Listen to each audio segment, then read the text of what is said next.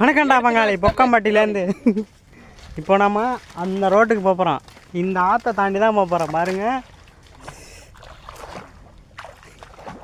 ஐயோ, இந்த தண்ணியில் இறங்க போகிறோம். இப்போ நம்ம உடலெல்லாம் நனைய போகிறது. வாங்க போவோம். என்ன பாஸ் ஆழமாக இருக்கா?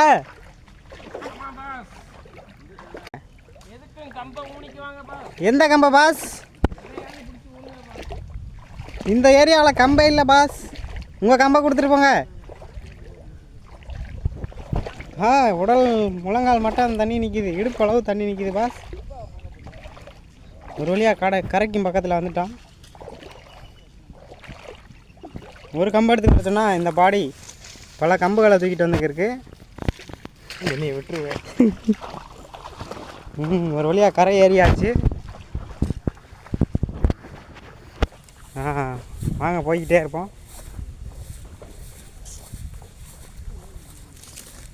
இங்கே ஒரு பெரிய பள்ளமாக இருக்கும் போல். இதை தாண்டலாமா தாண்டக்கூடாதா? பூச்சிக்கிட்ட வழி கேளுங்க. பூச்சி பூச்சி இங்கே பாரு. அது அங்கே இங்கேயோ ப்ராக் பார்த்துக்கிருக்கு. இதை தாண்டலாமா நீங்களும் சொல்லுங்கள் பார்ப்போம்.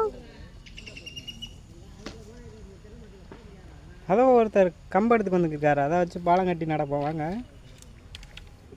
அப்பா தாண்டியாச்சு.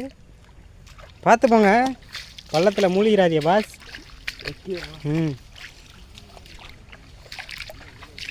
இந்த மரத்தெல்லாம் இப்போ தூக்கிட்டு போய் அதுவும் பாருங்கள் தெரியுது, அந்த வயலில் ஊனணும். இந்த பாருங்கள் ஒரு உருவம், பெரிய உருவமாக கம்பை தூக்கிட்டு போய்க்கிருக்கு.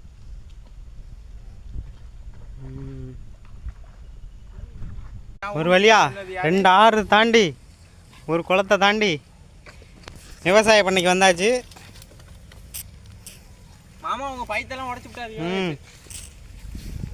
பண்ணிக்கிறோம். இதுக்குள்ள தான் குஞ்சு விட போகிறோம் பார்த்துக்கணுங்க. என்ன குஞ்சு? அதை தெளிவா சொல்லு. ஓ, மீன் குஞ்சியா? தப்பான ஐயோ. இதுக்குள்ள வந்து புல்லு கண்டை வாங்கி விடலாம்னு இருக்கோம்.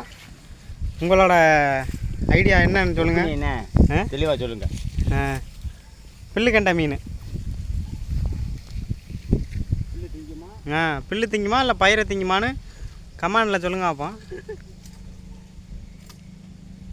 பரவாயில்லையே, இது என்ன கேட்பனு கேட்பிய.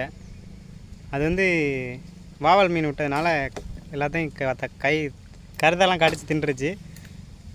இங்கே ஒரு பன்னிக்குட்டி நிற்கிது. ஆமாம், நான் பன்னிக்குட்டி, நீங்கள் எருமை.